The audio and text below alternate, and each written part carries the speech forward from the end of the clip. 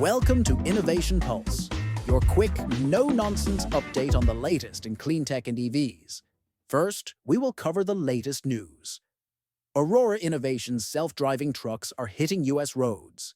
Aetherflux is pioneering space-based solar power. Leapting's AI robot boosts solar efficiency in Australia.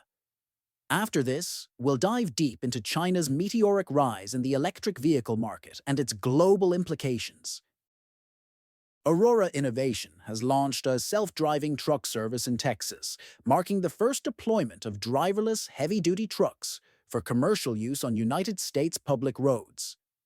Initially delayed, the service began in April 2025, with trucks running between Dallas and Houston for clients like Hirschbach Motor Lines and Uber Freight. Aurora aims to expand to El Paso and Phoenix by the end of 2025, with plans for a fleet of tens of self-driving trucks. The company, collaborating with Volvo Trucks and Packer, expects direct truck sales to customers by 2027. Aurora's launch comes amid freight industry challenges, including labor shortages and trade tariffs. The company is working on regulatory compliance and safety measures, such as having nearby human-driven vehicles for support. Aurora continues using supervised autonomous trucks to deliver goods, while aiming to prove its driverless technology's safety. Up next, we're exploring the future of space-based solar energy. Billionaire Baiju Bhatt, co-founder of Robinhood, is venturing into space with his new company, Aetherflux, aiming to harvest solar power directly from space. With a $50 million Series A funding, plus $10 million of his own investment, Bhatt plans to demonstrate this technology by 2026. Aetherflux's approach involves using infrared lasers to transmit solar energy from small satellites to ground stations, offering a unique solution compared to traditional microwaves. This method promises higher power density and smaller ground targets. The startup is developing both satellite payloads and receiving stations, considering military sites for strategic advantages and controlled airspace. Supported by the Department of Defense, Aetherflux aims to provide reliable space-based solar energy for military and civilian use, aspiring to make the U.S. a leader in this transformative technology. Bhatt envisions a future of abundant, affordable, and continuous renewable energy. A Chinese tech company, Leapting, has completed a solar module mounting project in Australia using an AI-controlled robot, reducing project delivery time by 25%. Deployed at Neoen's Culcairn solar farm, the Lithium intelligent robot installed 10,000 modules, performing the work of 3 to 4 humans. The robot features a 2.5-meter-high robotic arm on a self-guided crawler with a navigation system and visual recognition technology, adapting to various terrains. This innovation addresses challenges such as labor costs and harsh environmental conditions, increasing installation efficiency by 3 to 5 times compared to manual methods. Leapting was founded in 2022 in Shanghai, specializing in smart solar technology. The company plans further deployments in Australia. Neoen, overseeing the Culcairn project, is expanding its renewable energy assets across Australia, supported by significant financial backing and government agreements. And now, pivot our discussion towards the main clean tech topic.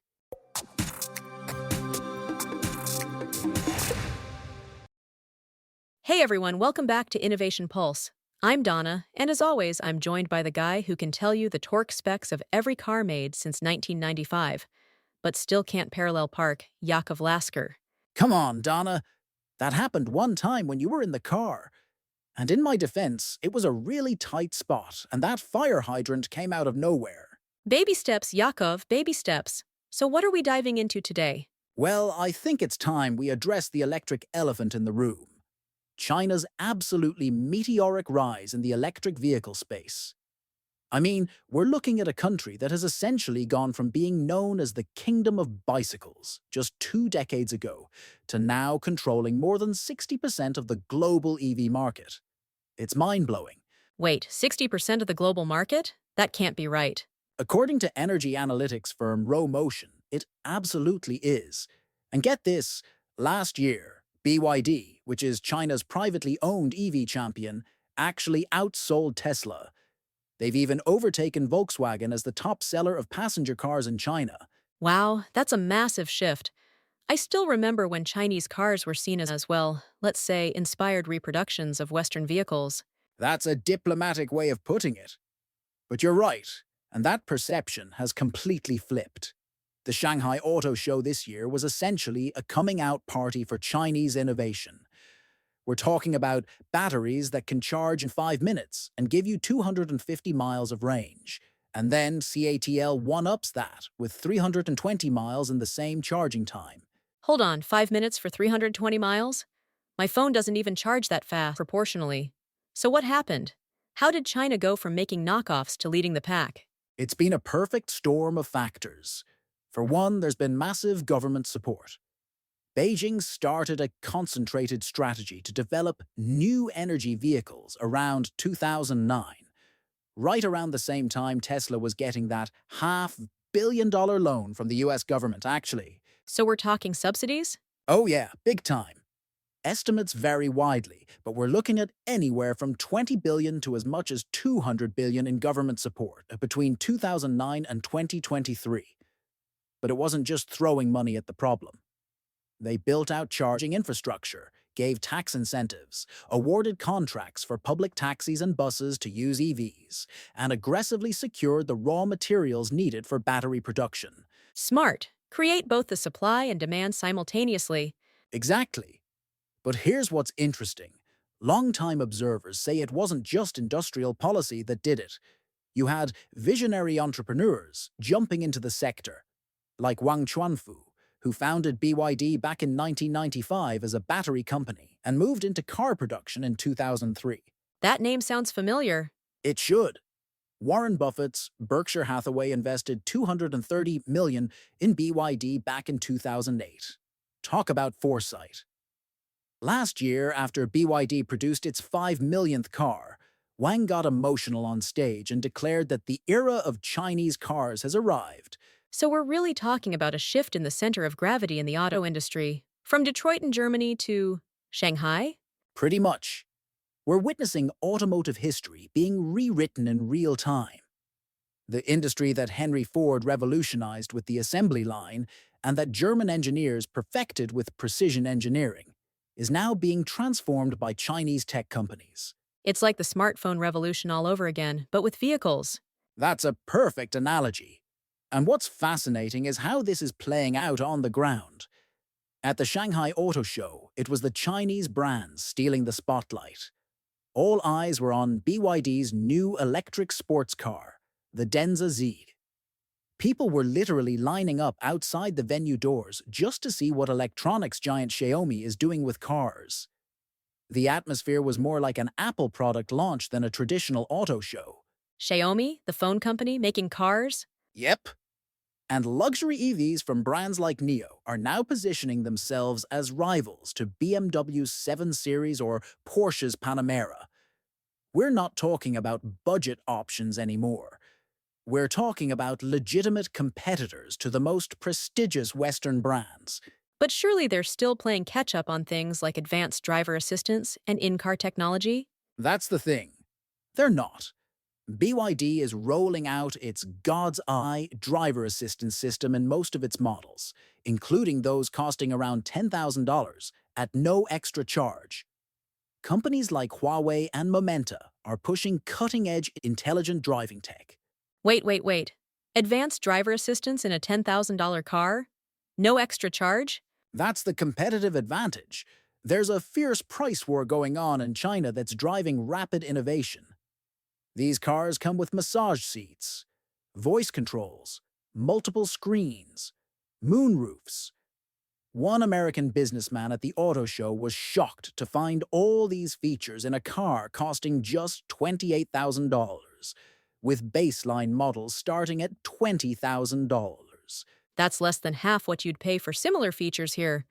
No wonder they're starting to dominate. It's disrupting the traditional luxury car paradigm completely. Think about it. For decades, the auto industry operated on this principle that advanced features trickle down from the S-Class Mercedes to your economy car about 10 years later. The Chinese EV makers are basically saying, nope, everyone gets the cool tech now. It's democratizing the premium car experience. Exactly, and there's a quote from a Shanghai resident in his 20s that really captures this. He said the best part about Chinese EVs is that they've created a kind of technological equality that everyone can enjoy. That's revolutionary when you think about it. Luxury features becoming standard expectations. And it's not just price, it's the pace of innovation. Stephen Ma, who heads Nissan's China business, said something really telling at the auto show. After China reopened its borders post-pandemic, foreign executives came back and were stunned by how much had changed. Ma said, "I've worked in China for many years, and I knew things move faster here than in other countries, but I didn't expect it to be this fast. It really exceeded our expectations." So what does this mean for traditional automakers? Are they just toast? They're certainly scrambling. We're seeing a flurry of new partnerships between foreign and Chinese companies. Volkswagen invested $700 million in Xpeng last year. Stellantis launched a venture to sell Leap Motors budget EVs outside China. Toyota linked up with Momenta and BYD. GM's Buick is working with Momenta and KTL on batteries. So if you can't beat 'em, join 'em. That's the strategy. VW is even pushing what they call an in China for China approach, focusing on local development and new tech partnerships. But as industry expert Lei Xing puts it, the jury is still out on how successful these efforts will be. I'm guessing the current trade tensions aren't helping matters. Not at all. Trump's tariffs now stand at well over 100% with limited exceptions. U.S. automakers and suppliers are trying to shift supply chains away from China. Ford has already stopped shipping vehicles to China altogether. And it could get worse if Washington tightens export controls on semiconductor technology. So are Chinese EV makers just giving up on the US market?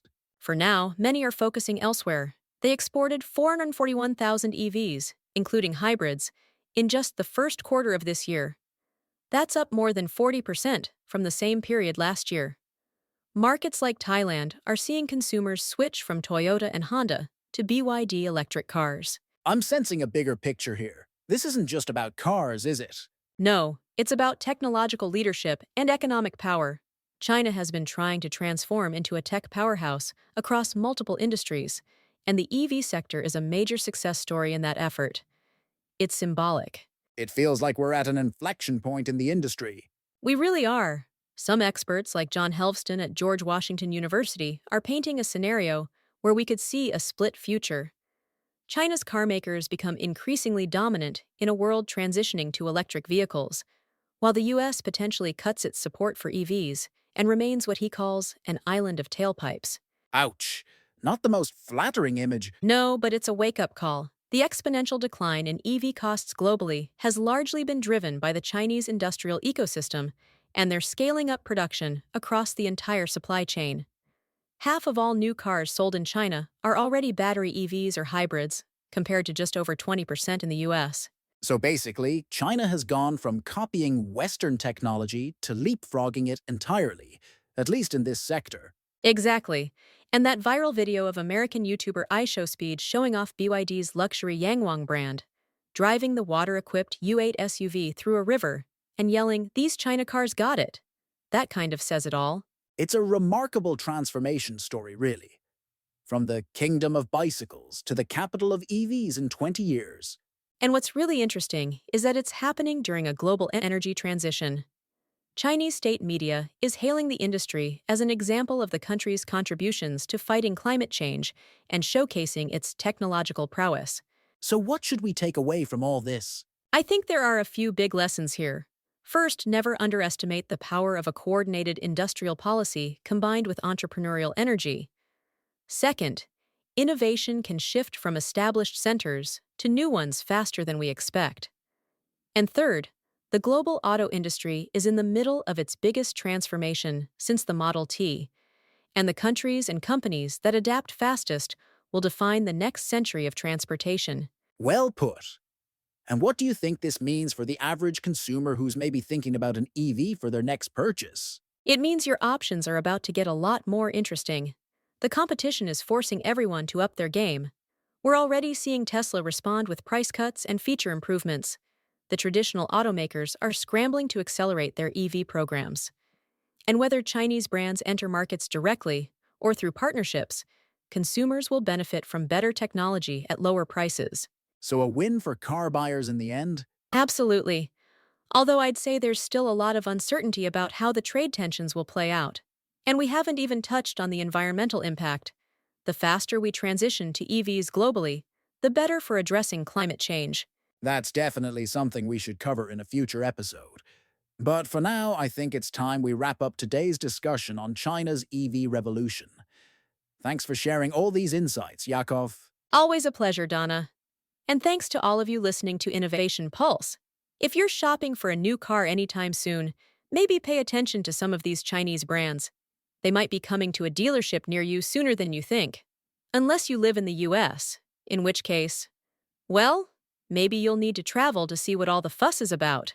This has been Innovation Pulse. I'm Donna. And I'm Yakov Lasker.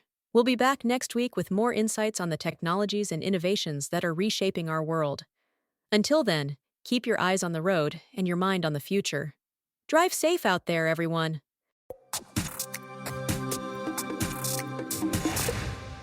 That's a wrap for today. We explored Aurora Innovation's self-driving trucks hitting the roads, Aetherflux's space-based solar ambitions, Leapting's AI robot for solar installation, and China's electric vehicle dominance. Don't forget to like, subscribe, and share this episode with your friends and colleagues so they can also stay updated on the latest news and gain powerful insights. Stay tuned for more updates.